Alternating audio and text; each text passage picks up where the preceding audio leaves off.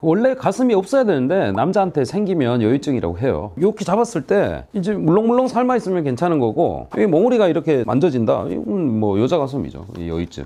그러면 여유증 어떻게 치료해야 되는 걸까요? 수술해야죠, 답이. 약으로는 거의 효과가 없고요. 여유증은 정확하게 그러니까 유선 조직, 자기 본래의 역할이 미적이 뭐 이런 걸 다 떠나서 젖을 만들어서 먹이는 거예요. 그러니까 여성에만 있어야 되죠, 그죠? 근데 이게 젖을 먹일 필요가 없는 남자인데 이게 유선 조직이 생기는 거라고, 여유증이. 그래서 질병이겠죠.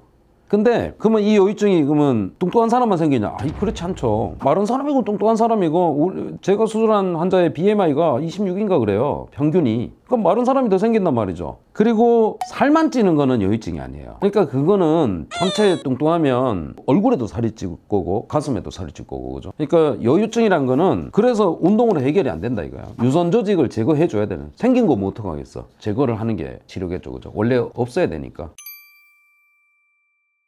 우리 병원 같은 경우에는 여유증 수술에 대한 전문 상담 간호사분들이 4분이 계세요. 그래서 한 80%의 환자는 그날 진료보고 수술하고 퇴원까지 하루에 다 하는 경우가 80% 정도 돼요. 흉터나 모양 같은 것도 좀 걱정이 될 것 같은데.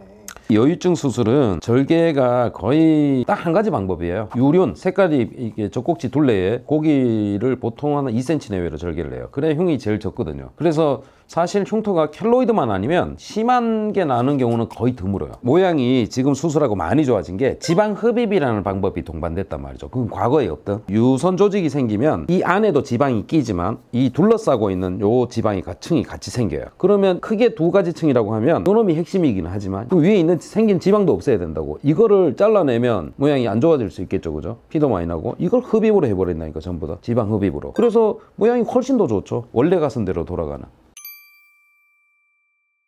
아니 뭐 진료를 하고 수술을 하는데 전문적인 노력을 했으면 누구하든 뭔 상관이겠어요. 괜찮은데 질병이잖아요, 그죠? 그러면 각 전문 분야가 있겠죠. 눈을 안과 가듯이 이 유방이 외과의 영역이에요. 그래서 유방암과 여유증 뭐 이걸 다 외과 의사가 수술하는 거란 말이에요. 그러니까 여기에 대한 이제 해박적인 지식을 가장 많겠죠. 전공을 했으니까. 그래서 외과로 오시면 가장 안전합니다.